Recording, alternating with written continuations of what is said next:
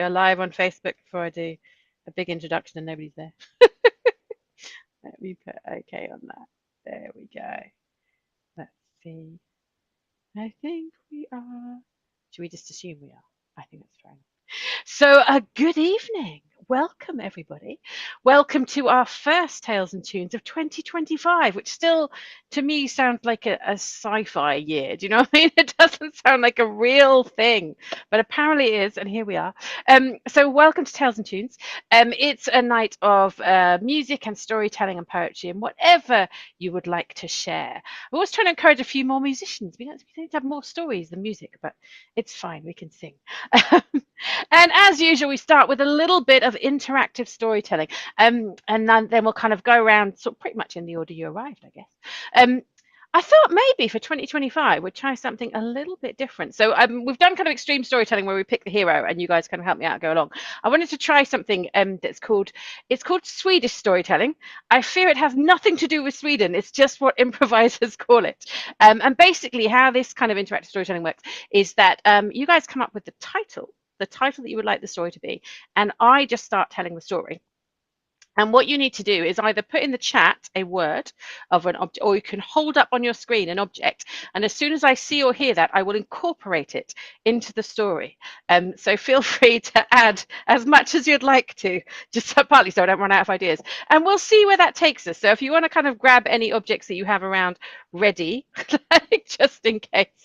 I always have like a mermaid around somewhere and some knitting. So it's like, yeah, get anything you want to like me to incorporate into a story ready, and feel free to put kind of stuff in the chat as well, and I will keep an eye on that. All right, but the first thing we need to decide before I start this interactive story is what you would like the title of this story to be. Let's have some suggestions for titles, and we'll pick our favorite. The Mouse That Roared. The Mouse That Roared, lovely. Okay, let's have another one. Let's have another suggestion. I like that. You can write Plough Monday. Plough Monday. Okay, so we've got The Mouse That Roared, Plough Monday. Let's have one more and then we'll take a vote. The Disappearing Cake. The Disappearing Cake. Okay. So Happens hands in up. my house all the time. Yeah, exactly. Do you know, last of my Christmas cake, my daughter just stole I just found kind of like a box in her playroom. So we have so we've got The Mouse That Roared, Plough Monday, and The Disappearing Cake. Oh, I see. So let's have a votes for The Mouse That Roared. Hands up for that one. Just David, Janet, and Keith. I think that will be hard to beat, but let's try. The Disappearing Cake. None of the couple of The Disappearing Cake. Okay, and Plough Monday. I think it's The Mouse That Roared, isn't it? Okay. I will start the story of The Mouse That Roared. Anytime you want me to add a word or an object into it, you can either put it up on the screen or type it in the chat, and I will add it in, and we'll see how we go. So once upon a time, there was a tiny little mouse, the cutest mouse you have ever seen. He was a proper like storybook mouse with the whiskers and like the brown face. And he was normally the quietest and most timid of mice that you could ever possibly wish to meet. But one day he went out of his little mouse hole, and out of his little mouse hole he saw the strangest thing. What might it be? He saw an otter. I'm going to go with that one in a minute. He saw a tiny otter, and the otter was outside lying on his back like otters do. And what did the otter have? You're going to have to tell me what that is, Andrew. Is it a CD? It's a book. I still can't see it. He had whatever Andrew has there, which I still can't see. Turn your thing on. It's a record by the Virgin Prunes. Beautiful. So just outside his mouse hole, lying on his back, was an otter. The way that they float, they float and they kind of lie back like that. And he was holding up a record, a vinyl by the Virgin Prunes. And the mouse had never seen anything like this before. So the mouse went over and he twitched at the otter, twitched his little whiskers. He said, "Otter, what on earth is that you're holding?" And the otter said, this, as he lay on his back with his vinyl. It's like, "I am just making my way to my record player, which is on the other side of the bank. And I'm going to play this record. And it's very loud in my head. I don't know if it is, Andrew, but it's very loud and you really should hear it. And Mouse said, well, normally I just like quite quiet things, but if you think it's good, Otter, I will come with you. So Otter got onto Mouse got onto Otter's tummy like that. And as they were going across the river, they saw a frog along the way. And the frog said to the Mouse and the Otter, where are you going with that very strange thing? And the Mouse said, me and Otter are going to the record player on the other side of the bank, and we're going to play this vinyl. And Frog said, oh, that sounds a lot of fun. Is it very loud? And Otter said, oh, yes, it's very loud. It's the loudest music you'd want to hear. And Frog said, oh, I do love to have a loud croak. I'll come along with you. So now there was Otter with Mouse on his tummy and Frog going along behind. And they were going further and further across the riverbank. And they made their way to the other side. And when they stepped out on the other side, well, the strangest thing met them there. What was the strangest thing that met them on the other side of the riverbank? There was a clock. There was a clock, a tiny little pocket watch that was on the other side of the bank. And the frog jumped out and the mouse jumped off the otter when the otter got out of the bank, and he had like his vinyl under his little paw like this. And the otter saw the pocket watch, and he picked up the pocket watch and he went, oh, is that the time? The place to play the record is only open for the next 30 minutes. We're going to have to get there really quickly. And Frog said, well, I can only hop. And Otter said, well, I'm quite fast, but then the mouse would have to get on my back. Well, it was no problem at all. So the mouse got on the otter's back, and the otter gave the frog the vinyl like in his little mouth thing. And then just then, what was that, Andrew? Oh, hang on. Is that cologne? And the frog said, hang on a second, I can't go on land unless I smell good. So he went back into his little placement. He sprayed himself with cologne, and the otter said, oh, that smells very nice. Spray me with some of that. So they all sprayed themselves with lovely Christmas cologne. You know, the stuff that like your granny gets you for Christmas, that kind of thing. And they all, smelling beautiful, went across the bank, and they knew because of the pocket watch they only had a very short time to get to the record shop. And then finally they went across the bank, they went through to the town, they went down the streets, and as they got down the street they saw the record shop in the distance. And the otter said, come on, frog, careful. And the frog was bouncing with it. They were very worried that the vinyl was going to break before they got there. But fortunately, as they were going down the street, they saw something else that might help them. It was what? I can't. It's the novel Zorba the Greek. Fortunately, they saw there was the novel of Zorba the Greek just there. And the frog went, of course. That Greek dancing that they do. If I dance my way to the record shop, then the vinyl will be absolutely fine. And so that's what he did. He did his strange Greek dancing all the way down the street with the otter going along and the mouse on his back, making sure they kept an eye on the timepiece. Finally, they reached the record shop. And when they reached the record shop, it's one of those old-fashioned ones. I don't know, maybe I'm showing my age, but do you remember when record shops had little booths that you went to, you tried it so you could listen to it? There you go. It's not just me then. And all of them went into the little booth, and the otter sat up on the stool, and the mouse sat on the otter, and the frog got his candlesticks. It was getting very dark by then, so he could see, see to take the vinyl out of his mouth like this. And they put it on the turntable. And by the light of the candle, they took the needle. God, I'm showing my age here. I'm glad there's no really young people. I have no idea what we're talking about. They took the needle from the arm and they put it on the record, and sure enough, when that record played, it was so loud. It was the loudest that any of them had ever heard. And Otter started making, I don't know what noise otters make. Maybe they mew. He started mewing as loud as he could. Mew, mew, mew, mew, mew. And Frog, when he heard the noise, started croaking as loud as he could. Croak, croak, croak. And the mouse, who had always been the most timid of creatures, well, he got so caught up in the moment that instead of his tiny little squeak, squeak, squeak, he suddenly let out the loudest roar you have ever heard. You can roar with me, so I'll stress out ready. He went 1, 2, 3. Oh. Well, the frog and the otter said, Mouse, that is amazing. And we sound so beautiful together. With your roaring and my croaking, we could make our own vinyl. And you know what? That's exactly what they did. The three of them found themselves in a recording studio, and they recorded the mouse roaring and the otter mewing and the frog croaking, and they released it as a vinyl. And it was the most successful vinyl that ever was pressed. And so The day that it came out, they went back to that record shop across the riverbank and they all listened to it together and sung along. And that is the story of the mouse that roared. Thank you very much for all your random suggestions. That was great fun. Thank you. It's quite nice to try something different for a new year. So, let us. Hi, Norman, by the way. Norman crept into my new kind of Swedish storytelling. So, and do you know what, Norman? You'd have been great because you have so many objects there. You could have chucked into that story next time. Okay, so Donald, are you happy to go first? Let me spotlight you and unmute you. Hold on a second. There we Okay. go. I was going to sing a song with the guitar, but my audio isn't picking up the guitar, so Annoying. I shall just do it a cappella. Lovely. And I've just lost the words, even though I know them. Yeah, And but I've you been have to have them singing. there for security, don't you? Yes, that's where I make mistakes, actually. Yeah.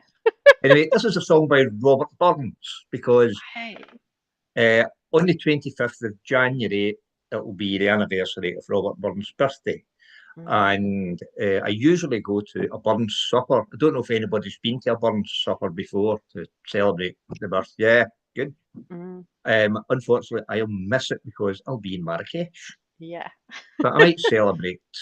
But I'm also doing dry January, so I won't be having a whiskey to celebrate the way. Anyway, it's a song by Robert Burns, and it's about it's a young woman whose lover has maybe gone to war or is far away anyway. And there's a lot of Scots dialect in it, but basically the premise of the song is she can't sleep at night because she is missing her lover so much. And it's called I Walking O, which translates to I'm always awake. Clear the throat. Summer's a pleasant time, flowers of every colour, water runs o'er the hue.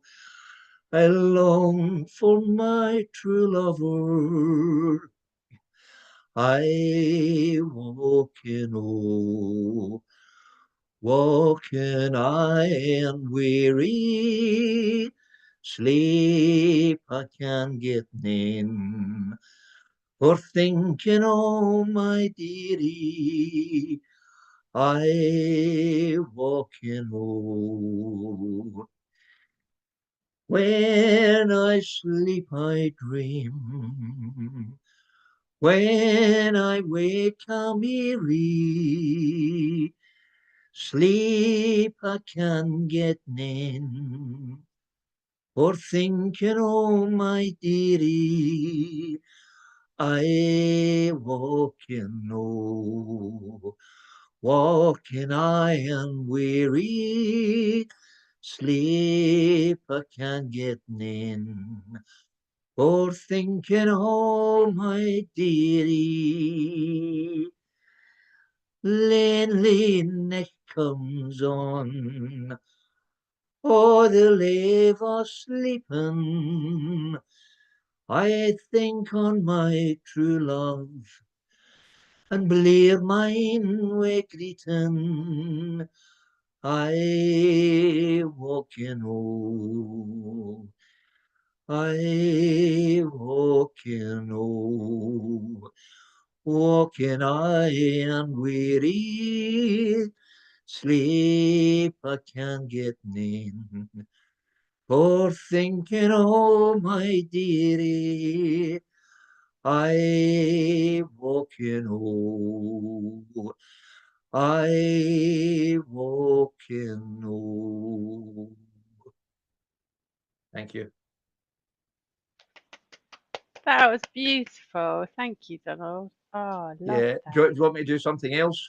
Yeah, yeah. Because we're a Do bit something else. short-handed. So, okay, this is a poem I wrote many years ago, but I'm talking about 30 years ago, Oh and I wow. still can't remember all the words, just like the song. So it's called Uncle's Head, and my great uncle actually had a shrunken head, and he used. You know what uncles are like, great uncles are like. They're always telling you fantastic stories of what they've done in their life, and probably why I became a storyteller. But he would tell fantastic stories, and he had this real, genuine, shrunken head. I don't know what happened to it. I think it maybe get thrown out because apparently everybody else in the family hated it. But he also worked in the docks in Glasgow, so maybe he acquired it from one of the boats that came from I don't know where. But anyway, so this is a story that my uncle told. It's called Uncle's Head. My uncle has a shrunken head in a box below his bed. He keeps it as a souvenir of when he was an engineer upon the railways far away from Chittagong to Mandalay. The story goes, or so I'm told, that when he was young, brave, and bold, while speeding down the track one day, he spotted something in the way. He slammed the brakes on, ladies screamed, sparks flew up through clouds of steam, men said, "By God!" and children wailed, the wheels glowed hot upon the rails, the funnel poured out thick black smog. He saw it was a pile of logs placed neatly there to stop the train by bandits bad and quite insane. And when the train was standing still, the bandits poured down from the hill, screaming, cursing, waving guns. My uncle then began to run and shouted out to lock the doors and lie down flat upon the floor. The bandits, now beside the track, suddenly stopped, quite taken aback, for my uncle stood with upheld hands and set a challenge to the band. "I'll fight your biggest man," he said. "A fight till one of us is dead. Should your man win, you kill us all. But I take the train should your man fall." The bandit chief thought for a while, then his ugly face cracked to a smile. "I have the very man for you. All stand back and let him through." The band of brigands broke their ranks, and at the back a human tank stood 8 feet tall and just as wide. A scimitar hung by his side. A lot of brawn, but not much brain. A ruthless killer, all the same. Sorry. Then a cheer went up when the leader said, "When you've been killed, they'll shrink your head. It will be worn in pride of place with others hung around my waist." My uncle's heart beat like a drum. Must find a weapon or I'm done. An overwhelming sense of doom. All he could find was a broom tied on to the guard's van door. He searched, but there was nothing more. The giant drew his sword and laughed. He looked a master of his craft. His swishing sword cut through the air with surprising style and flair. My uncle thought, "I'm doomed to die. I may as well give it a try." So he swung the broom and held it aloft, and the nail fell out, and the head flew off.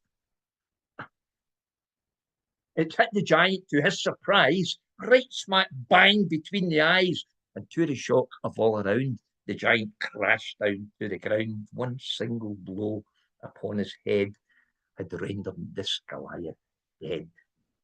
A hush descended on the crowd, and then the leader called out loud, "You killed the greatest man I had. There was none so bold and none so bad. One single blow and he was down. And now you must wear his crown." "You threatened me," my uncle said, "that you would wear my shrunken head. I don't want to wear his crown, but I'll take his head shrunken down." The chief then shouted, "Cut it off and bring it shrunken in a box." And that's the story Uncle told of when he was young, brave, and bold, and how the bandits left the train never to be seen again. And though he said the head was proof, my auntie once told me the truth. He never fought the giant thief. he's been no further east than Leith. He found the seat, he found the head, my auntie said, down behind a seat one day, for he was a sort of railway man, a conductor on a Glasgow tram. Thank you. Ah, that was great. Thank you. I love that. Fabulous stuff. Thank you so much, Donald. I'm going to just put a thing in the chat because I always forget to do this. If you are enjoying tonight and you do want to stick any money in my virtual hat, the link is in the chat. Absolutely no obligation to. It's just I always forget to do it. Keith, I think you were next in. Are you up? Lovely. Let me Yeah, I can do spotlight that. you. Yeah, Fabulous. I'm going to spotlight you for him, but you can unspotlight yourself. yeah. I'm just going to put myself back together. Okay. Well, a long time ago, in a land far away, there lived a young man called Jonah. And the Lord God Most High said to Jonah one day, "Go to Nineveh, because it's come to my attention that a very evil and sinful people are now going to bring disaster on that great city." But instead of going to Nineveh,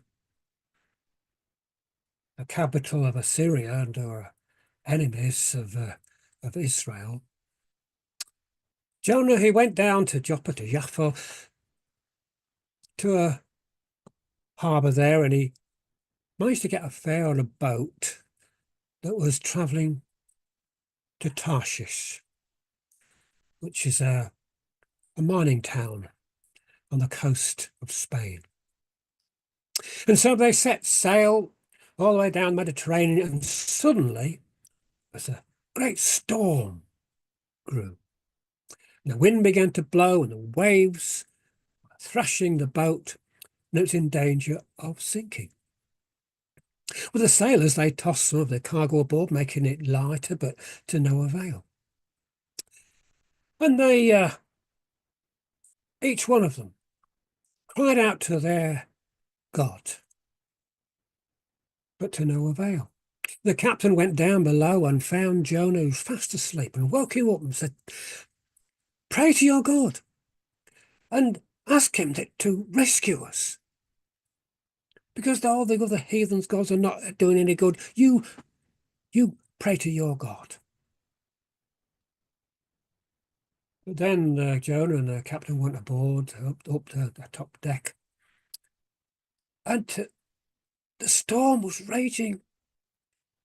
The boat was in danger of being capsized. And the sailors, they decided to draw lots to see if any one of them was the cause of this great storm. And the lot fell upon Jonah. And they said to him, "But who are you?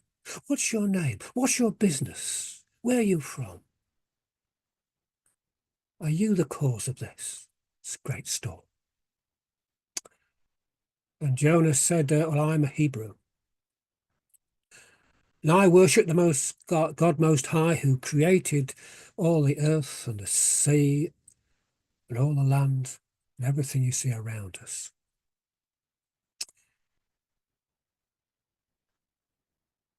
But as I told you earlier, I am running away from my God, running away from going to Nineveh.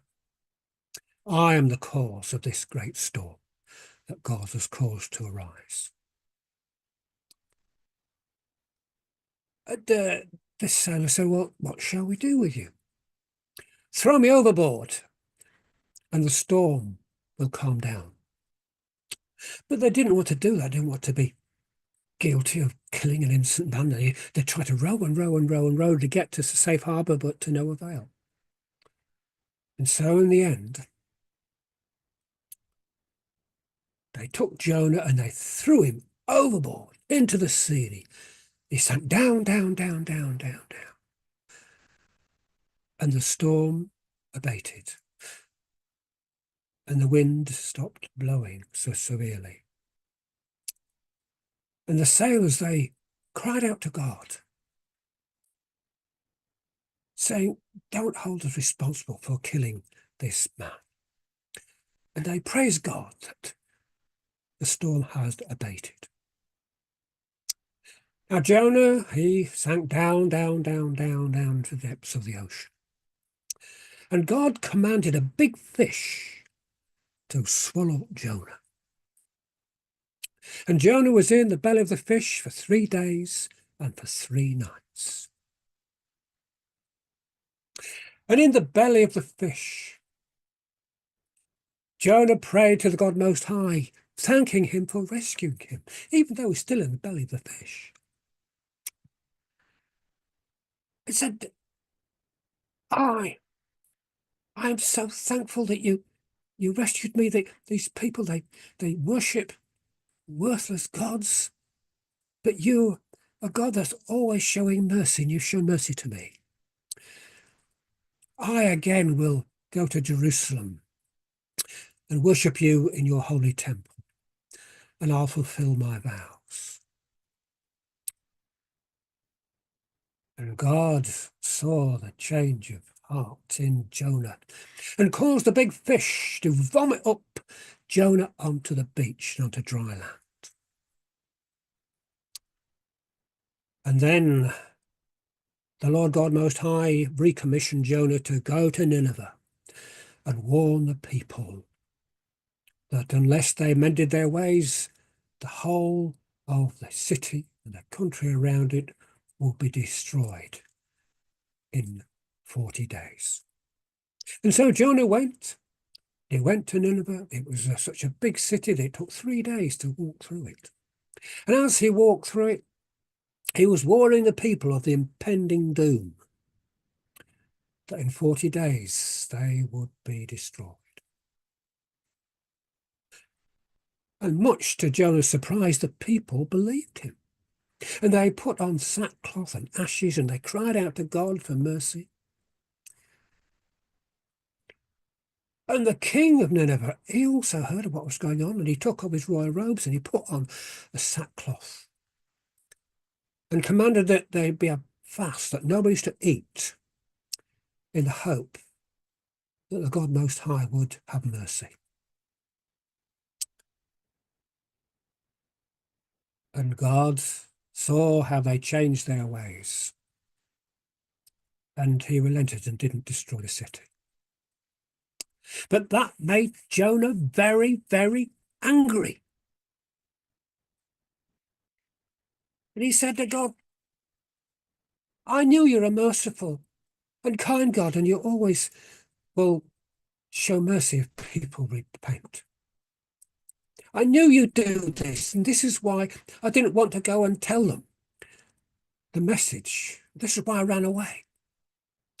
But he still sat on the northern side of the city. He was watching to see what God would do. And he was sitting there in the hot sun. And God caused a big shrub, leafy shrub, to grow over and give Jonah shade. And he was very thankful because it was very hot.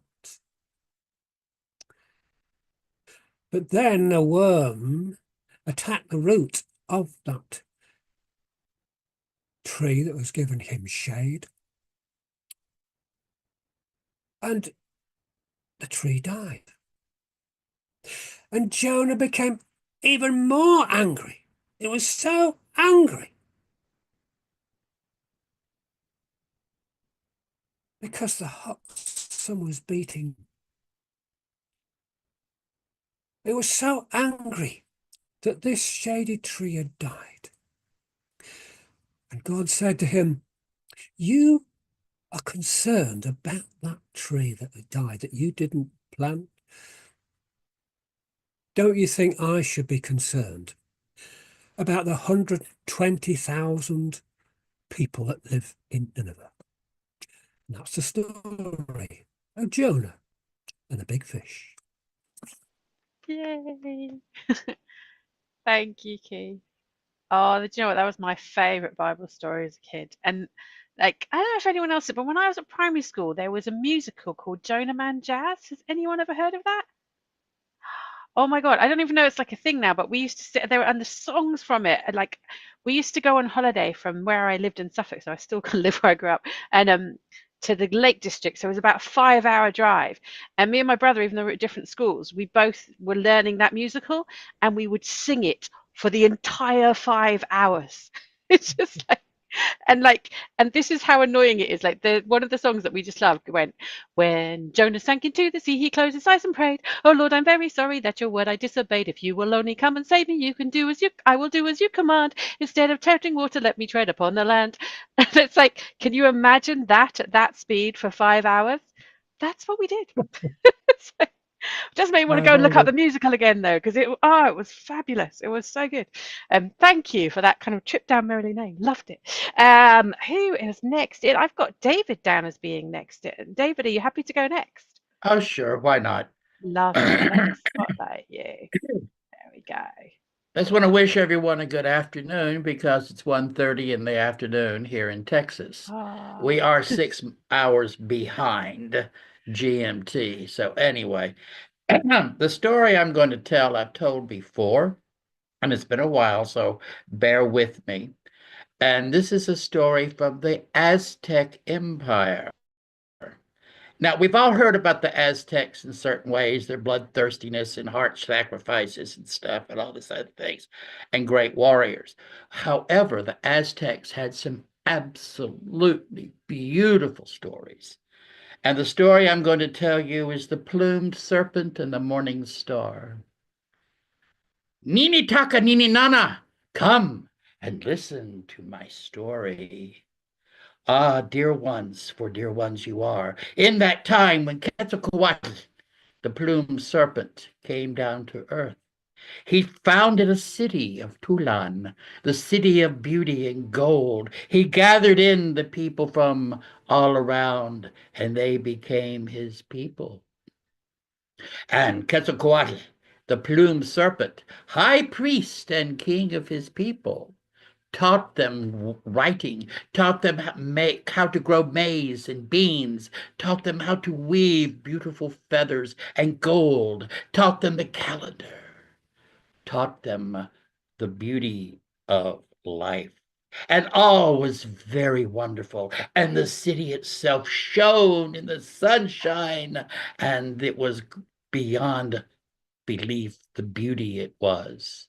For Quetzalcoatl, plumed serpent and high priest of his people, had a gorgeous, absolutely breathtaking palace in the middle of the city of Tulan, the city that shone of gold in the morning.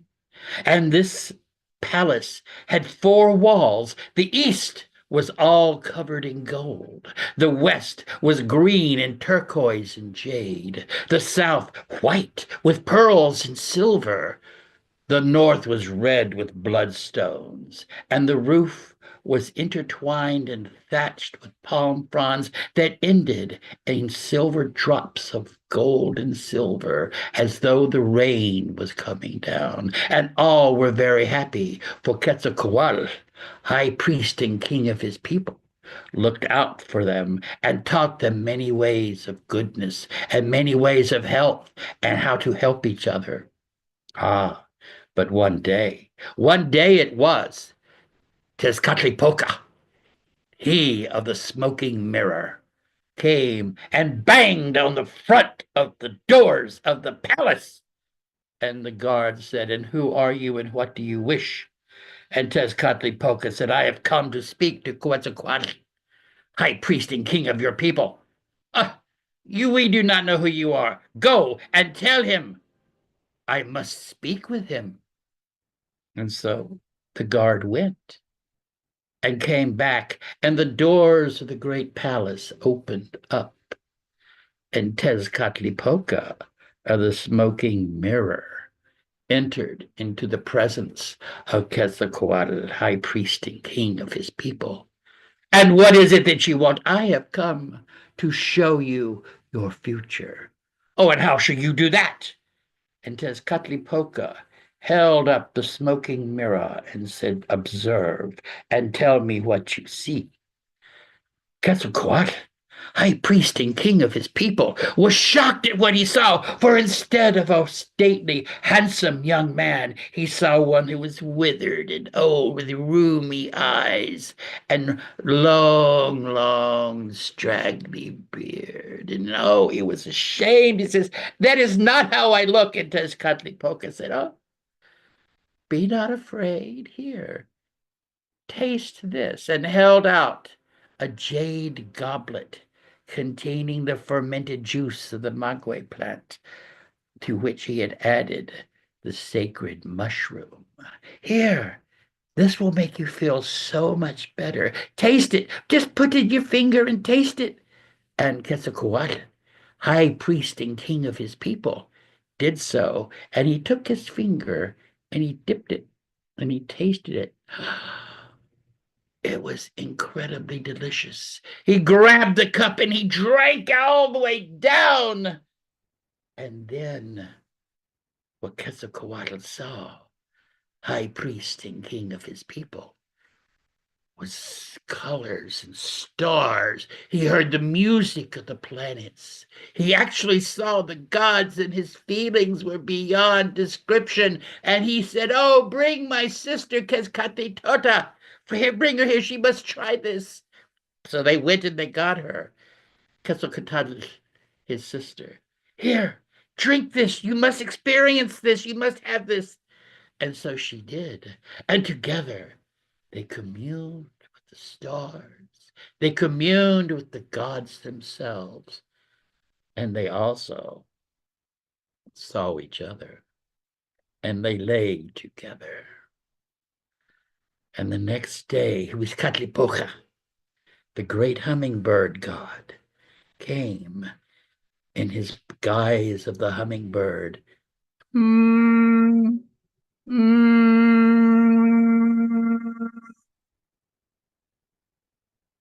wake him up, and Quetzalcoatl, high priest and king of his people, saw what he had done. Oh, the shame was beyond him.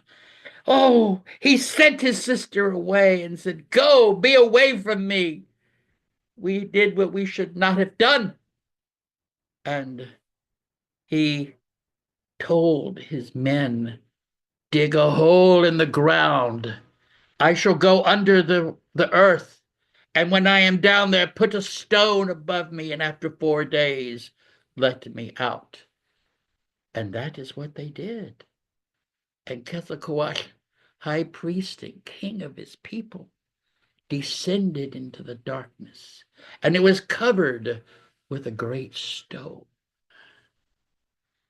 And after 4 days, that stone was removed. And Quetzalcoatl, high priest and king of his people, came up and said, "I must leave. I can no longer be your king, for I have done evil. You must choose someone else. I will go east. I will go to Tlapalan, the land of red delight, and that's where I shall be." And so it was. Quetzalcoatl, high priest and no longer king of his people, took himself, his flute players, his dancers, his warriors, and they walked east towards Tlapalan, the land of red delight. And as they walked, they mourned their loss. And they came to a time when they must rest. And there in front was a great tree, old as the ancient of times, bark all withered and wrinkled. And Tezcatlipoca was there watching.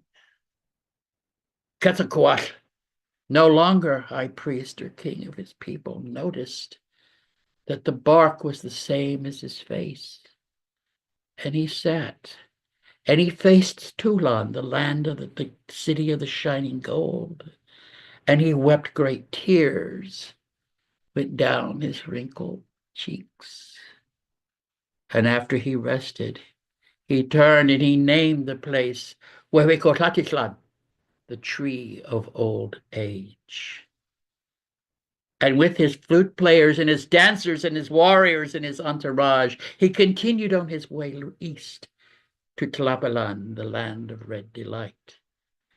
And they walked, and they walked, and the sound of the flutes brought pain and sadness and tears to everyone's eyes. And the dancers danced songs and dances of mourning. And they rested. And they all faced where Tulan was, the shining gold city. And tears, more tears went down Quetzalcoatl, no longer high priest or king of his people.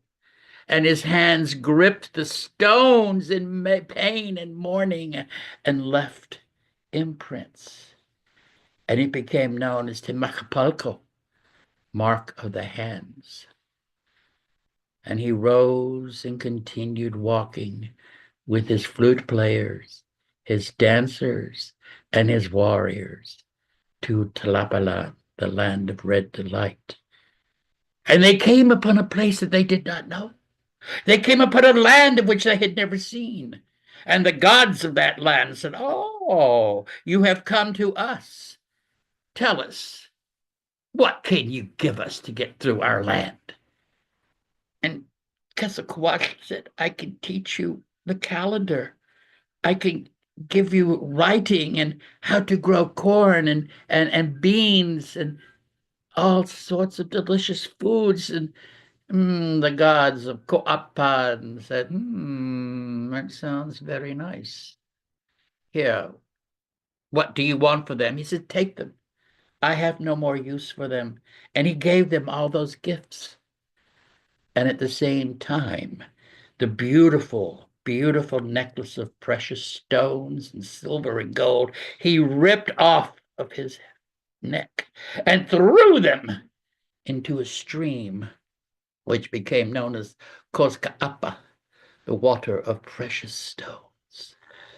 And they continued on their journey towards Tlapalan, the land of red delight.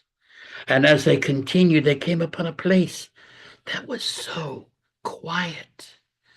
No noise, not even the crunching of sandals on the sand. No birds, no wind. And they named that place Coctan, the city of sleepers. And they walked continually on towards the east, toward Tlapalan, the land of red delight. But as they came closer to the shores of the great ocean, the snow came down, the lava and the fire came down and covered all of the dancers, covered all of the entourage, covered all of the warriors, until there was none left. But Quetzalcoatl, no longer high priest and king of his people. And he cried as he climbed Mount Payatacotatl, the hill of many colors. For on the other side was where the great ocean was.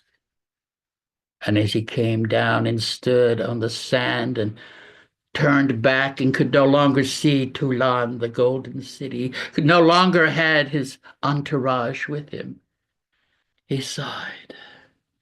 And he called forth great serpents, and they all slithered forwards toward him, and they raised up. And he bowed to them, and they bowed to him. And they wove themselves into a raft. And he stood on top of them, and they floated across the great ocean and came upon the land of red delight, Tlapalan. And as he stepped off of the raft of serpents, they unwove themselves. They bowed to him, and he bowed to them, and they left. And he was all alone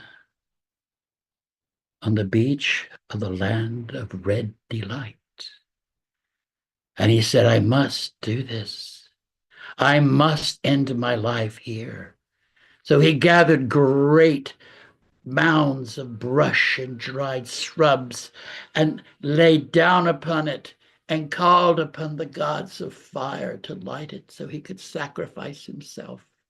And as it came down, he knew, and the fire began, and his sacrificial fire. But his heart was so great and so full of love for his people, it started beating faster and harder and burst forth from his chest and flew up into the sky, escorted by the beautiful quetzal birds, where it became the morning star, that which we call Venus, she who leads the sun from his hiding place and accompanies him all the way around.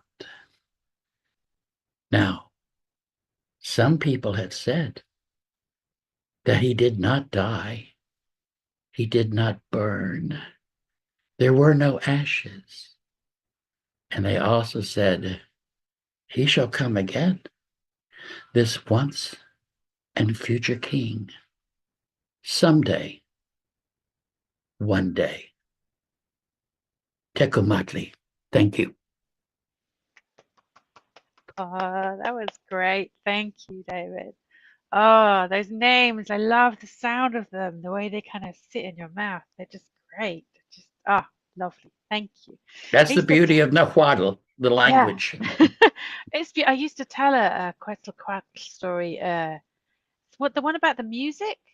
And I think it's with I can't say it, Tezcatlipoca as well. Like where Tezcatlipoca. Yeah. yeah, I'm one not of them familiar gets with that one. there's one where one of them gets the music from the other one, like brings music to the earth. It's like Oh.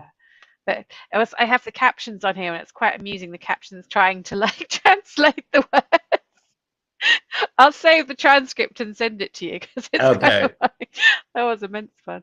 Lovely stuff. Thank you so much, David. That was great. Andrew, I have you next. Are you happy to go next? Yeah, I'm happy to go next, Justine. Lovely. Let me I've spot that I've got two image. limericks and one poem. Lovely. So I'll read one of the limericks first. Okay. This is called Manic Limerick. There once was a man who had experienced mania to such an extent that his jokes got zanier.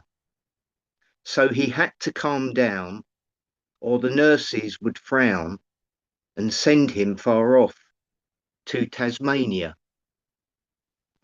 I was waiting for that rhyme. Lovely. And this is the poem. I'll end with another limerick. This is called Groceries. Groceries. Onions are like relationships. Sometimes you see them in supermarkets. When you cut them, they bleed. When you cut them, you cry. There are white ones and red ones. You can add them to sauce. You can heat them in oil. Sometimes they come with buns. They have lines on their skin. They are round like your eyes. They are not quite round like your eyes. Sometimes you see them in supermarkets, avoiding eye contact. Their outer skin is browny and thin. You can put them in a jar and keep them on a shelf. You can have them hot or cold. After eating one, you can gargle. If you roll them across a floor, they leave a trail. Sometimes you see them in supermarkets, hanging around. They arouse interest amongst chefs. Cookery books love to intermingle them in recipes.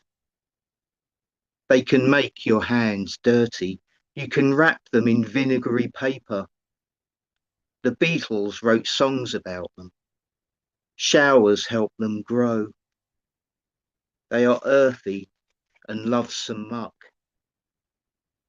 People argue over them at tables. You You can cut them in half. You can pickle their hearts. Sometimes you see them in supermarkets, separated. Awesome. Thank you. Thank you. Have you got one And last this is, limerick for us? Yeah, this is the final limerick. Limerick. There was a young lady called Candy, whose freckles were the colour of brandy. Her body was tanned, and she liked to get canned on cocktails sugared with shandy. Very good. Thank you. Thanks, Angie. That was awesome. Thank I was you. trying to describe to my kids what shandy was the other day. It's just like, you Yeah. do what? We like, because I don't drink, we had some like non-alcoholic lager. So I let the kids taste it. And I was like, and it was really good, like tastes like proper lager. And they were like, why does anyone like this? Yeah. It's like, I don't know, it's just a thing, you know? Or they will. Yeah, exactly. You know, at some point, you know, but I was like, well, you can have the non-alcoholic version, so you know what to expect, you know? When my parents went to Britain to visit Yeah. friends, they sat on the bank of the Ouse and drank shandy. And they were Nice. just like, oh, we feel so British. It's a very British thing. I don't think you can still get shandy in cans. You used to get, when I was a kid, you used to get shandy in cans from the corner shop that had Yeah. like actually no alcohol in it. Do you know what I mean? So it's a very summer thing, I think. Yeah, Anyway. still guess it. Yeah. You still get it, don't you? Yeah. Just need the right It's corner not big shop. in Scotland. No. Different stuff in Scotland. Lovely. Norman, are you up next? Yeah? Let me spotlight you, my dear. There we go. Keep on playing. Okay. I can hear you, but now I can't see you. Yeah, just a second. Here we go. There you are. There we are. Well, the Awesome. first story that came along put me in mind of the story I wanted to tell.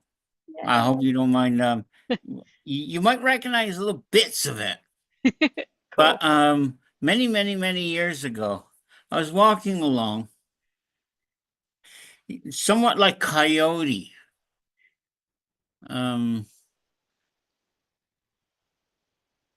Hold it. Can you hear me now? Can hear you, can see you.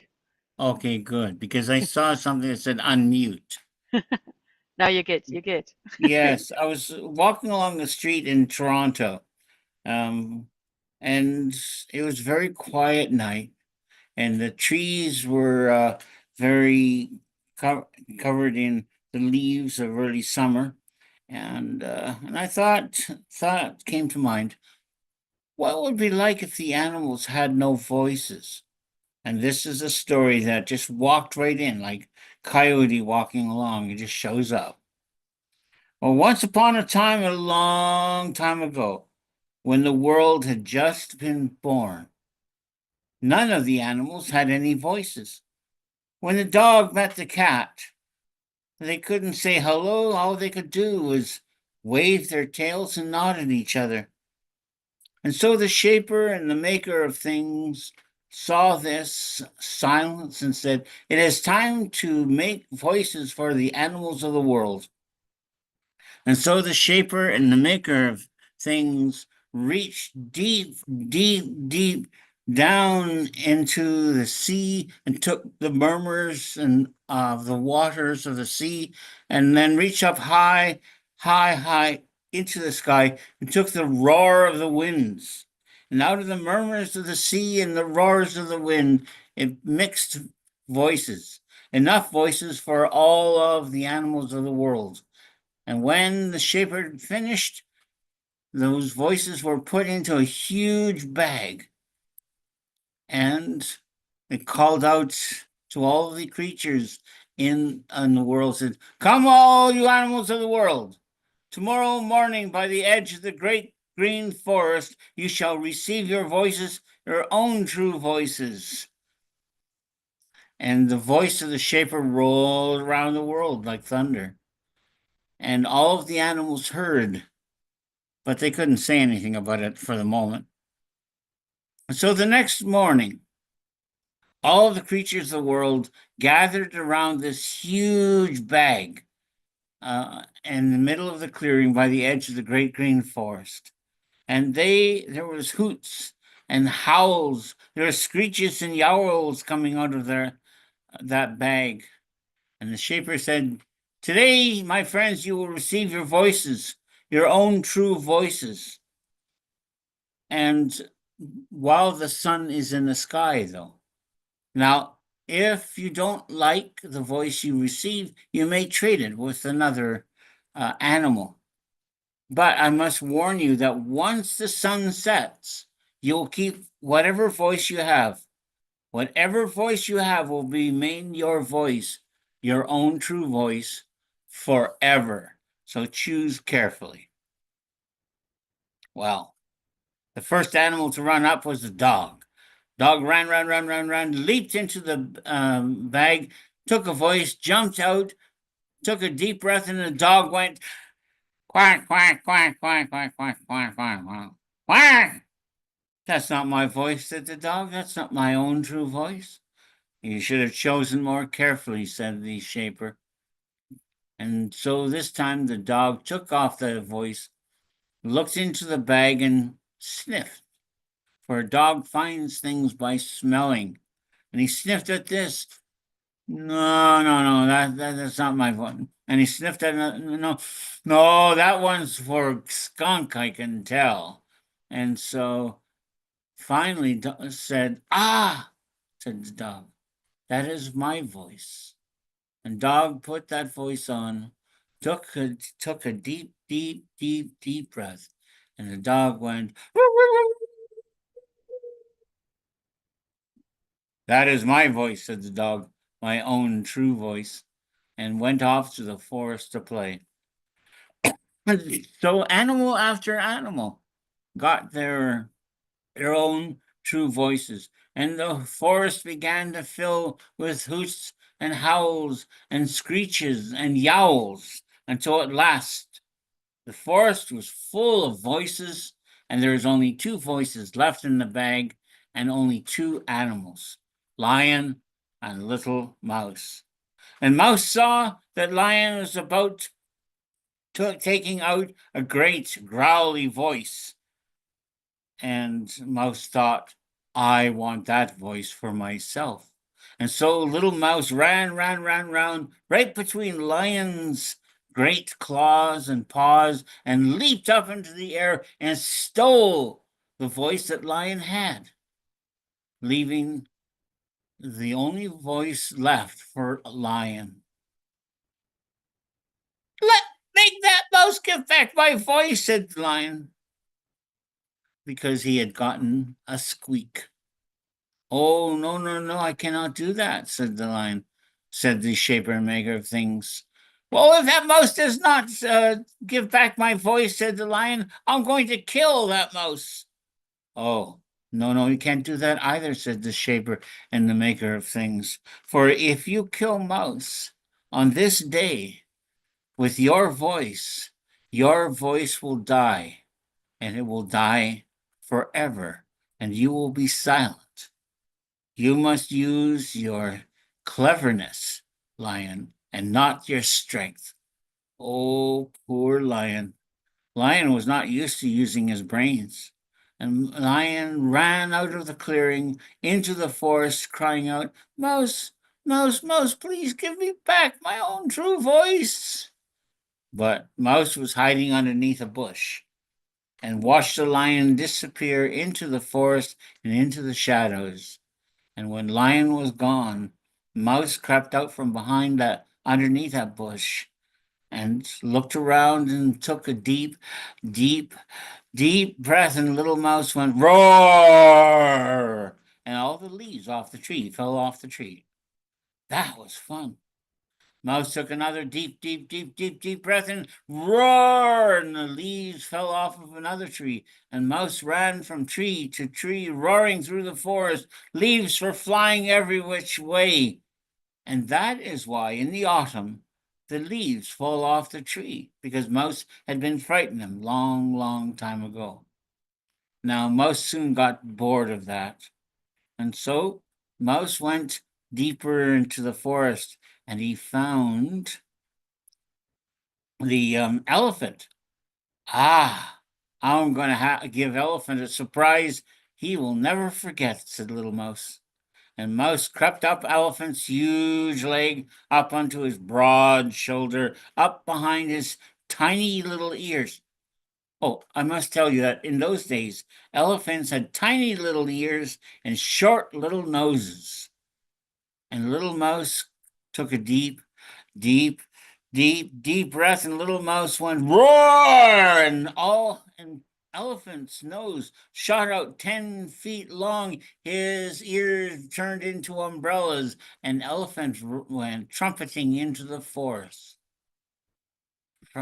And so Little Mouse fell off of Elephant's shoulders and laughing onto a pile of leaves. Oh, that was so much fun, but you know, roaring is hot and thirsty work. And so Little Mouse went down the pathway and to the forest pool where all the animals went to go for a drink of water, and was by the edge of the water and was just about to jump into the water when suddenly a voice right beside a very large bush called out, whispered, "Mouse, Mouse, you better be careful, Mouse. If you get your voice wet when you go into the water, your voice will shrink. It'll shrink down to a squeak. Keep your voice dry," said Little Mouse, said that voice beside that very large bush. "Well, who's that?" asked Mouse. It's a friend, said the voice behind the very large bush. And so Mouse took Lion's voice off and hung it upon that bush, where it gleamed golden, red, and yellow in the rays of the setting sun. And Mouse jumped into the water and was swimming around, taking a cooling drink and having so much fun. Mouse did not see a great paw reach around from behind that bush, take Lion's voice, and put another voice in its place. And suddenly the voice behind the very large bush cried out, "Look, Mouse, Mouse, look! The sun is about to set. You must have your voice before the sun sets, or you will be silent forever." Indeed, the sun was about to set. And so Little Mouse swam to the shore, ran to the bush, grabbed hold of the voice on the bush, and put it on as the sun set. And Mouse went around that bush and to see who his friend was. But there was nobody there. So Mouse just kept on going until Mouse saw, Giraffe. I'm going to give Giraffe a surprise he will never forget. And so Little Mouse started to climb up Giraffe's long leg. Long climb it was. Long, long, long climb. And then he climbed up Giraffe's long neck. Long, long, long climb that was. And finally, Little Mouse crept up behind Giraffe's great ears and took a deep, deep, deep breath and wondered, what would Giraffe look like with a nose as long as his neck? When suddenly Little Mouse went squeak, squeak, squeak. And Giraffe was so startled by the squeak in his great ear that he shook his head, and his head went whipping through the air, and Little Mouse went flying through the air over the trees. His tail was whipping around like a rope, and his whiskers were whistling in the wind. And Mouse went splash down into the deep, deep pool of water. Now down Mouse went, and Mouse would have drowned. Mouse would have died. But a great golden paw reached down into the darkness of the water, down into the darkness, and lifted up Mouse onto warm, dry earth. Oh, and And who do you think it was? "Oh, Lion," said Little Mouse. "Oh, Lion, thank you for saving my life. Oh, Lion, my voice has shrunk down to nothing but a squeak." "Oh, that's too bad," said Lion. "You must have gotten your voice wet, and it shrank." "Well, I took good care of my voice, and I have a good, beautiful, strong voice." And Little Lion took a deep, deep breath and let out a great roar. And the animals in the forest heard that roar, and they knew who Lion was, the true voice of Lion. An elephant ran into the forest, and Giraffe ran into the grasslands. And as for Little Mouse, when Mouse heard that voice for the first time coming from the lion, he ran. He ran and ran and hid in the shadows of the bushes, and it's been hiding in the shadows ever since, afraid of lions or anything that even looks like a lion, like a cat. And so, to this very day, Lion has Lion's own true voice.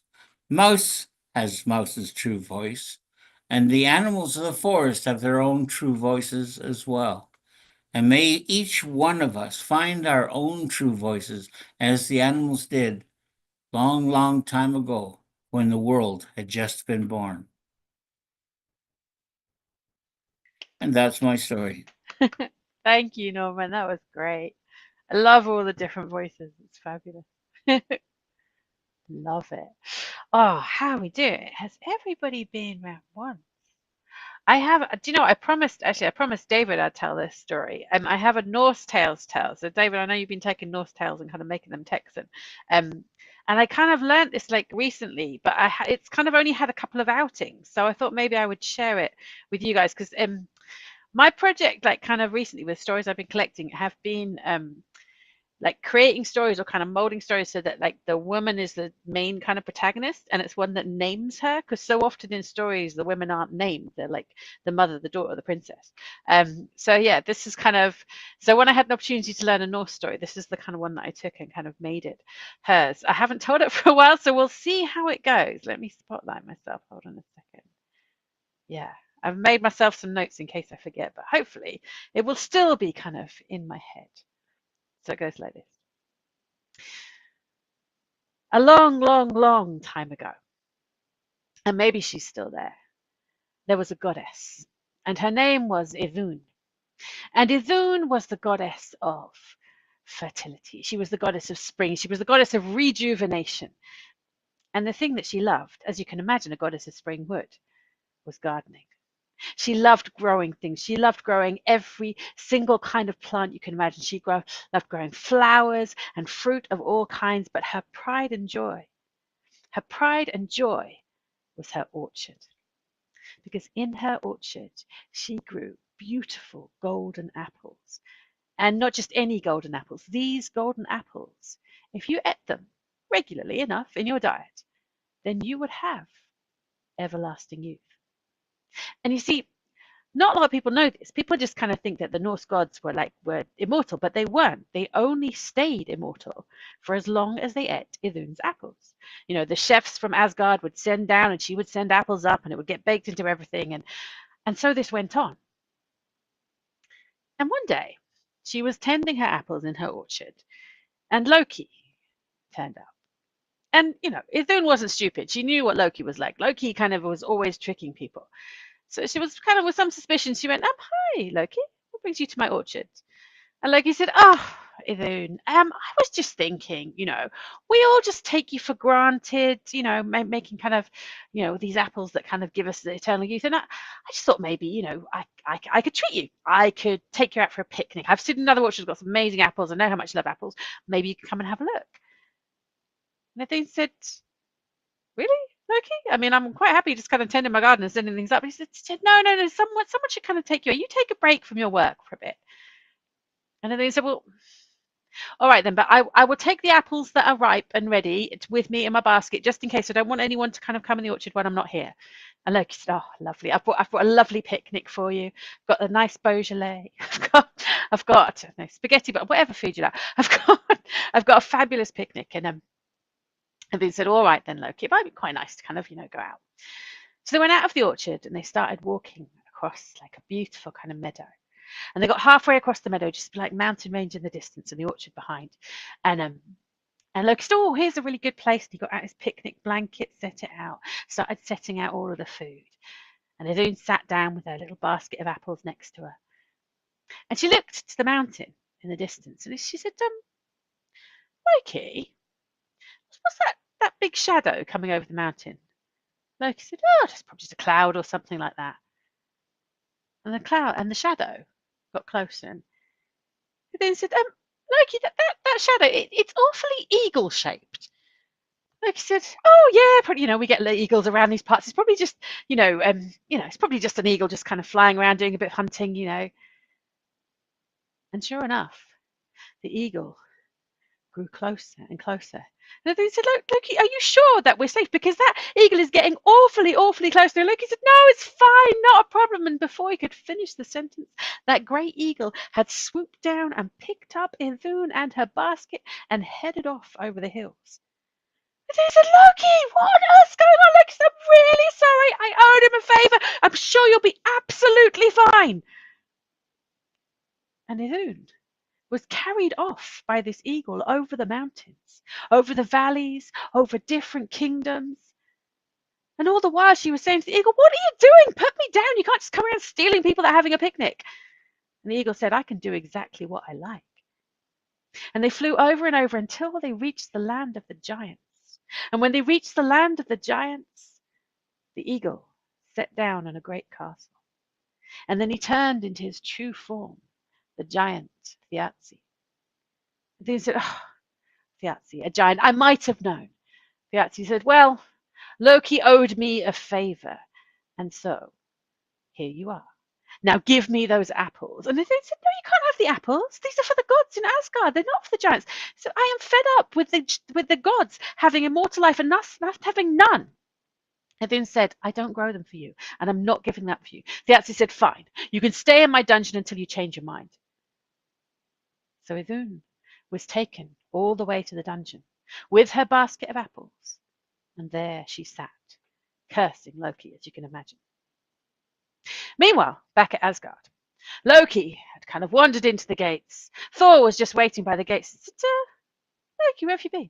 What's down? Hey, Loki said, nowhere, just for a walk, Thor was very suspicious of what Loki might have been up to, but he let it pass. A couple of weeks went past, and all the gods in Asgard started noticing they were having a few more aches and pains. The knees were a bit hard, and the backs were starting to go a little bit. I know how it is anyway. And Odin started to get suspicious. Said, something going to put something in the food. And so he sent down to the chefs, because everyone was like noticing more lines in their faces. Sent down to the chefs in Asgard, and he said to the head chef, what is it exactly? Is there anything different in our food? Everyone seems to be not quite as well as they were, And the chef said, oh, I'm really sorry. I didn't want to say anything because I thought she'd be back. And I said, what do you mean? He said, well, we've been having to use ordinary apples in your food because we went to the orchard to get, the golden apples for the eternal life, and Idun wasn't there. And we thought, she'd probably just gone on holiday, she'd be back soon, but it's been a couple of weeks and she's still not there. Odin said, I can't believe you didn't tell me. I'm going to call all the gods together. So he did. He called all the gods and all the goddesses into the great hall in Asgard, and he said, we have a problem. And he explained what had happened. And all of the gods started shouting, well, somebody must be to blame. What on earth could have happened to her? And Loki was remarkably quiet. And when Thor set eyes on him, he said, you. This was definitely your doing. Loki said, I don't know what you mean. And Thor said, if you do not speak now, Loki, you will feel the wrath of my hammer. And this is what made me think of this story, because my children gave me a Mjolnir for my Christmas present, which I can make summon by just going to a child, please bring me a Mjolnir. But anyway, Loki said, all right. Odin said, what happened, Loki? He said, well, Odin, you remember the other day we went down, like, and we were on Earth, and we were doing that hunting thing, and we'd killed that cow, and we were like, like cooking it over the fire, and that eagle came and said it would start the fire if we gave him some of the meat. Odin said, yeah, oh yeah, and then the eagle came and like stole the meat, and you tried to get it back, and then it picked you up. Loki said, yes. And the eagle bumped me over the top of an entire mountain range. I was so battered and bruised. Odin said, oh, it was so funny. Odin said, what about it? And Loki said, well, that wasn't just any eagle. That was the giant Thiazi. And he made me promise, that he would only put me down if I delivered Idun to him. Odin said, you did what? You put the rest of us at risk. He said, Loki said, it's fine. I will fix it. I promise you I will fix it. Thor said, well, how are you going to do that? Because Thiazi has seen every single thing you can transform into. He said, it's fine. It's fine. I will sort it out. Freya said, let me help you. So Freya has a falcon feathered cloak. And even though Thiazi knew all of Loki's transformations, he did not know of Freya's cloak. And so Loki took Freya's feathered cloak and put it on him. And when you put on the feathered cloak, you turn into a falcon. And in that falcon form, Loki left Asgard. And he headed all the way across the mountains and across the valleys and across the kingdoms until he reached Thiazi's castle. And he flew underneath the tree line so that no one would spot him. And he flew deep down until he could see the bars of the prison cell where Idun was kept.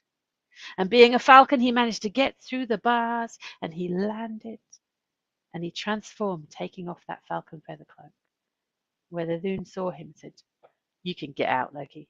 You put me here in the first place. You think I'm going anywhere with you? And Loki said, look, I'm really sorry. It's just a thing that I had to do, but it's all right. I can get you out of here. She said, how can you get me out of here? I have a basket of apples, and I am like full size. You're a falcon. You can get through the bars. I can't. And Loki said, well, look, I can use my transformative powers to turn you into something because I'm using like Freya's cloak to turn me into the falcon. I'll turn you into an acorn. You can be the acorn, and that little cup, the cup of the acorn will be your basket of apples. Idun wasn't sure whether to trust Loki again, but at this point she had no choice. And so Loki took his magic, and the lightning came down into his hand and struck Idun. And as it did, it turned Idun into an acorn and her basket into the acorn cup. And then Loki put on the falcon feathered cloak and turned into a falcon. And he took the acorn in his beak, and very carefully he made his way out of those like prison bars in the window, and he started flying. And he flew out from the castle, but on his way back he was far less careful to stay below the tree line. And one of the guards in Thiazi's castle saw him flying, saw the falcon, and said, that's strange. Where the falcon came from? And it just so happened that Thiazi was on the ramparts at that time. And he said, guards, check the dungeons for me. And the guards went down all of the stairs and got to Idun's prison cell, and they went, she's gone. Thiazi said, thought as much. And with his magic, Thiazi turned himself back into that eagle, and he started chasing the falcon across the sky. Now, falcons are fast, but this eagle, so much faster. And as Loki, as the falcon, with Idun as the acorn, headed towards Asgard, all the gods in Asgard could see that the eagle was coming behind Thiazi as the eagle was coming closer and closer. Thor, looking out, said, he's never going to make it. He's never going to make it, and then we won't have, if Idun is gone, then the apples are gone, and then our lives are gone. So he gathered up all of the gods and the goddesses, and Loki and Freya and Odin and all of the others. They built up on the gates of Asgard firewood and kindling until it was as high as the gates. And as they saw approaching the falcon getting closer, and the eagle gaining on him, and the falcon coming, and the eagle closer, and when finally the falcon made it over the gates of the firewood and the kindling, Loki was safe. And the rest of the gods, they took their fire and they lit that firewood.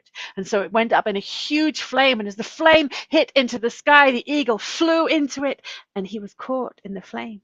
And there was a huge fireball as his wings burnt until that was the end of Thiazi. In the great hall in Asgard, Loki took off the falcon feathered cloak, gave it back to Freya with thanks. And then, using his magic, he called the lightning down and turned Idun back into herself from the acorn and the cup back into the basket of apples. And the gods gathered round and hungrily took all of the apples they could. And from that day forward, they made sure that every single one of them was appreciative of her work. Every single one of them went to visit her in the orchard to thank her for everything that she did. Every single one of them kept Loki a long way away from her. And that is the story of Idun and the apple. Thank you very much. Thank you. It's like, you know, when a story's kind of so new in your head, it hasn't quite settled yet, but I do really love it. So, yeah, it's lots of fun to tell, and trying to keep it in her perspective is always the challenge. We have about half an hour left, so we have time to go around again if you want to. Donald, you were first. Have you got something else for us? I'm sorry, I'm going to have to go. I'm That's afraid. absolutely fine, lovely. But I Yeah. will see you in Marrakesh. Yeah. Oh yes, can't Yeah, wait. not too long now. Keith, Norman, you got your hand up. You got another one for us? Oh, hang on, you have to unmute, my dear. Bye, everybody. Bye, Bye. Donald. I'll see you very soon. Bye, Bye. Donald. Bye. Okay, I didn't mean to. I have a dilemma tale. Oh, all good with And that? what? Everyone Well, good with that? It could be the one that's the answer is up to you. Okay, cool. And I know this. I like this one. Stop me if I've told this one before. I apologize. It's been a Okay. while. Once now, dilemma tales in this area, in Africa, I think near Nigeria, they have the status of law. Law means that whatever the village elders decide is the way things are to be decided. But whenever, so these stories are a way of carrying, and a good storyteller is a good lawyer. And that sort of thing remains true to this very day. Now, once there is a father who had a daughter who he loved very much, and he wanted her to marry the best husband possible. A good man for her. And what's a good man for his daughter? A hunter who knows how to hunt. And so he let it be known that his daughter, when she was ready to be married, would be marry the man who could catch a certain deer which had certain markings upon its back. And this deer had never been caught. It was so clever, so swift, that hunters had gone out.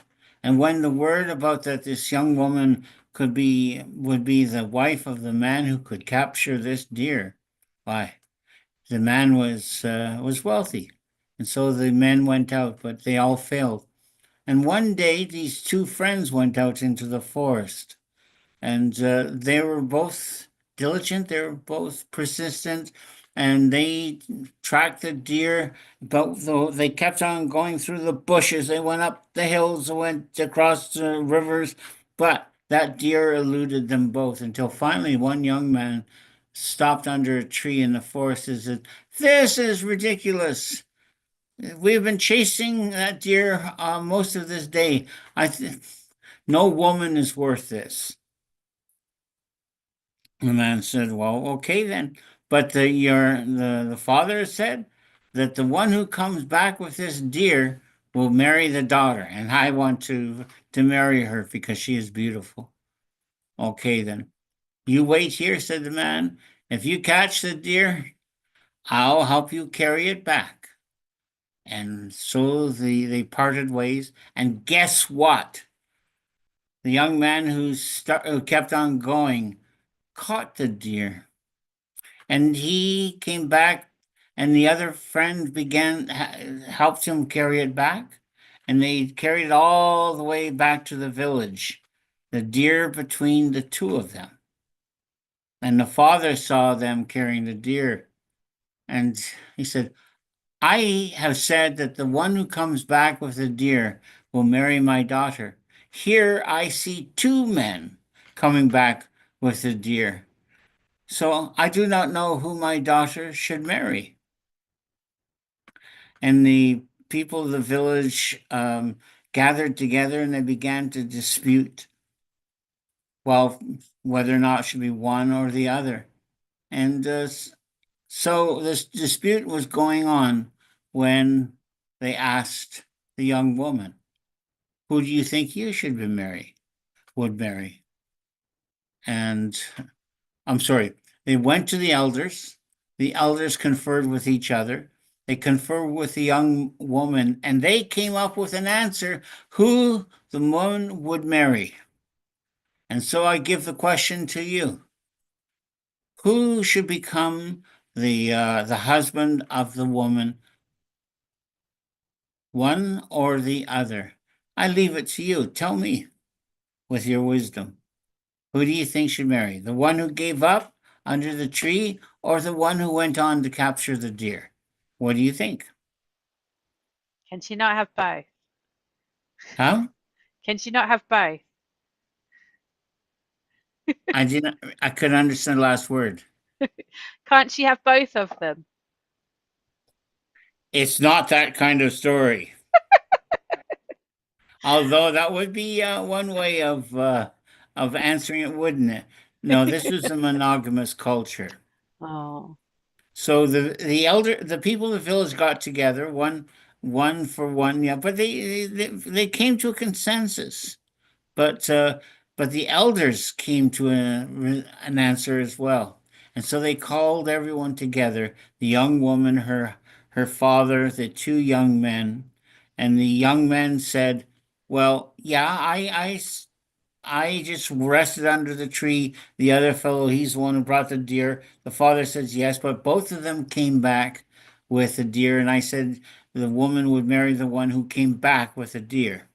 And the elders said, we know this, but our decision is this, that the young woman will get married to the man who rested underneath the tree. And why is that? Well, said the elders, the father said that his daughter he wants his daughter to marry the best husband for her. And yes, indeed, being a hunter is one way of being a good husband, but also to being able to live with your wife is another way of having a good marriage. The first young man who kept on chasing and chasing and chasing and would not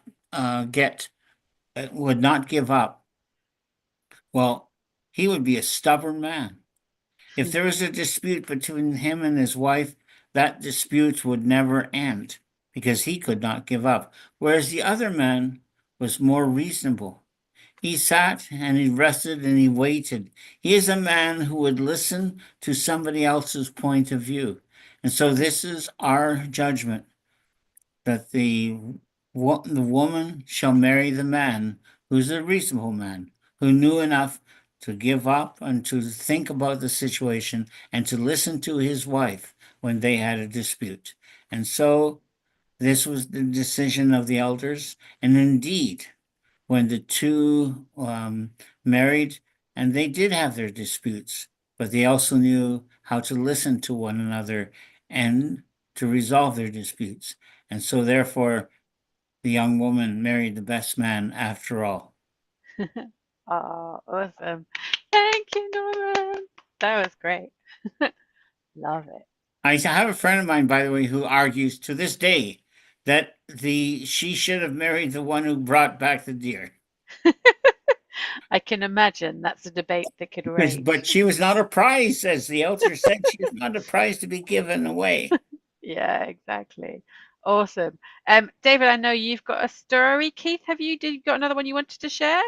No, I've just got a small little story. If I can just Cool. Have we got time for both? David, is yours like we've got 25 minutes? That should be enough for both, shouldn't it? okay. Yeah.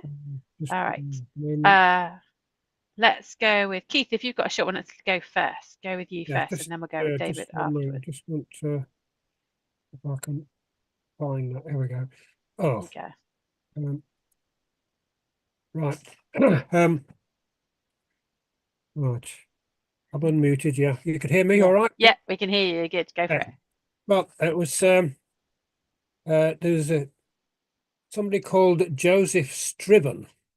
He was born in Ireland in 1819 in a very wealthy family. And he went to college, went to Trinity College, and he was a young man, and he became engaged to a young lady. And the day before the wedding, she was riding her horse and was thrown off a horse and thrown into the River Ben, where she drowned. Well, Joseph was obviously devastated, losing his beloved fiancée the day before the wedding. After a little while, he decided he would emigrate to Canada, to Ontario. Now, he was a follower of the way. He was a Christian, and he was a preacher, and he also taught in school.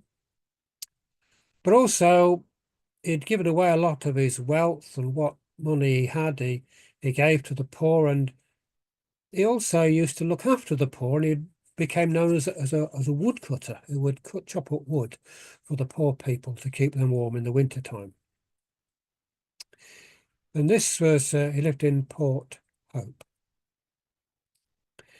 Now, about 10 years later, he became engaged to Eliza Pierce.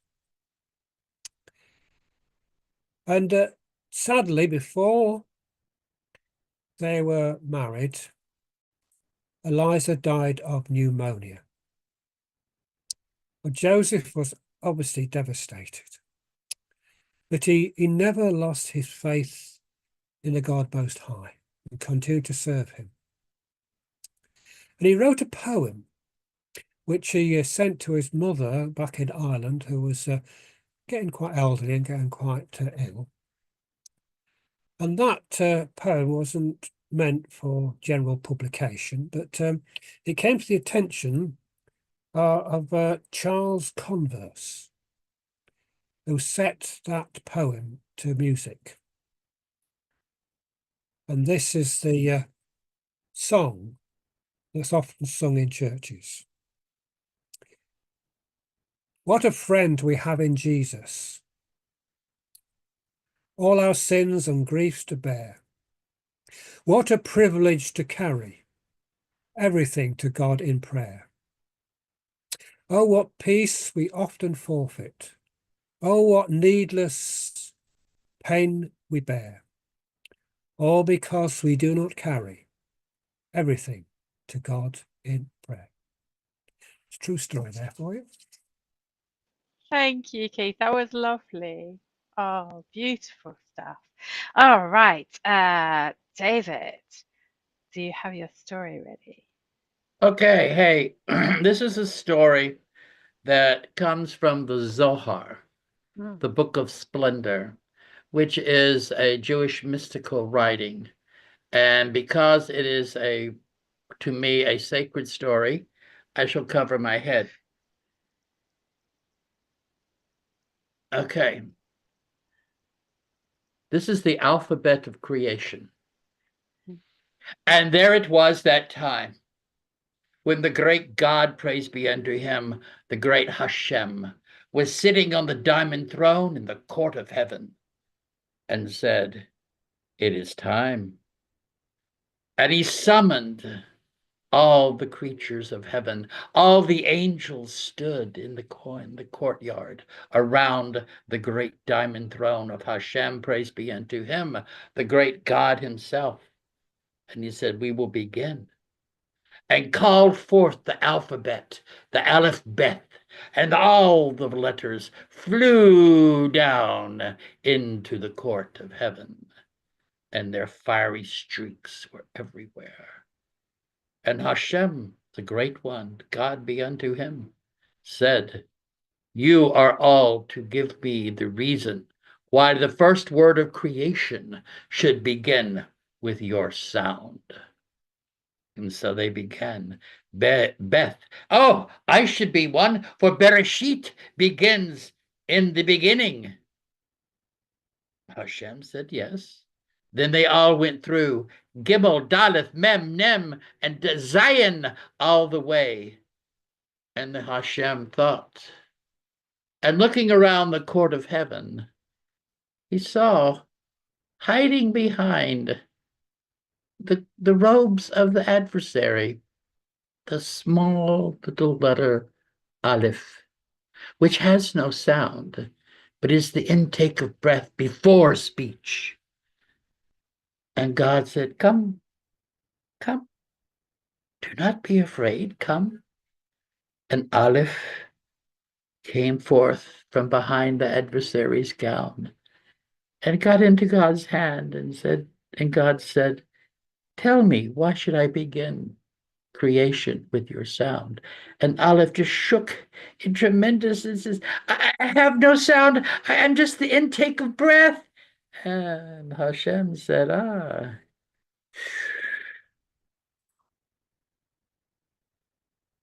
out of no sound, all sound, and out of nothing, everything.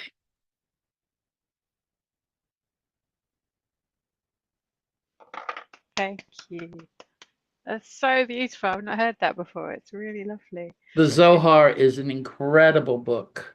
Yeah. It has some of the most beautiful mystical stories that I've ever found. But that thing of like the letters having kind of like characters and stuff. Yeah. I'm like, so you know, my daughter's non-speaking. She doesn't use language, and we're just starting to teach her kind of spelling by pointing at letters. So letters are kind of this magical thing, like in the non-speaking world, and people like, you know, amazing you wouldn't know had kind of like the intellect behind them. Once they can point, they can do anything. So that story just feels really magical for people that like use kind of spelling. It's like the idea that they have that they're kind of the start of creation is just love it. Got all tingly at that. It's beautiful. Thank you. Thank you. So we are going to end with a poem from Andrew. Are you ready, my dear? Let me put Yeah. you on spotlight. Here we go. Oh, hang on. I did the wrong thing. There, now you are. You're there. Thank you. This is a short poem and it's called Spinning Top. Spinning Top. It starts fast, moving, roving, stirring, whirring, whirling, turning, driving, nearly diving, quietly shifting, drifting, almost floating, mostly going across the floor. More, advancing, attacking, amazing, until slowly, unhurriedly, ponderously, ploddingly, lackadaisically, stop.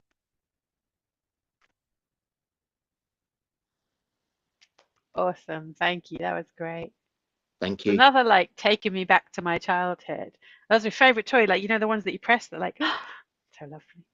Thank you so much, guys. That was just lovely night, as it always is. And we will be back next month. We will be back to the first Wednesday of the month next month, because it won't be New Year's Day, which should be a bit weird. And so I don't know, like, is anyone else going to Marrakesh other than me and Donald that were here before? We're on Ryan. You're going. Oh, we'll see you there then, Norman, in a very short amount of time. So I don't think I've got any parish notices for things that are going on. I think there is going to be a live online thing when the festival is on. So the festival is on from the 19th to the 26th. That's what I heard from Zohar. Yeah, I think there's definitely something like, but I don't think they've fixed what day it is yet. So when we know, it will be up on the site and then people can kind of join live. So yeah, I can't believe it's come around so quickly. So yeah, looking forward to seeing those of you like either in person or online, like in Marrakesh. And then I will see you back here next month. And if there's anything else going on the Storytelling Cafe, please keep an eye on the site. Thank you so much, guys. I will see some of you very soon. Take care. Good night. Take Thank care, you, everything. everybody. Good And night. thanks, care. Waleed. Thanks, Be Waleed, for well. doing our tech. Take- And we'll see Be you in person good to soon. yourself. Will Take care, do. everybody. Take Yeah. care, Take care. guys. Be Bye. well. Bye. Bye-bye. See you Bye. later.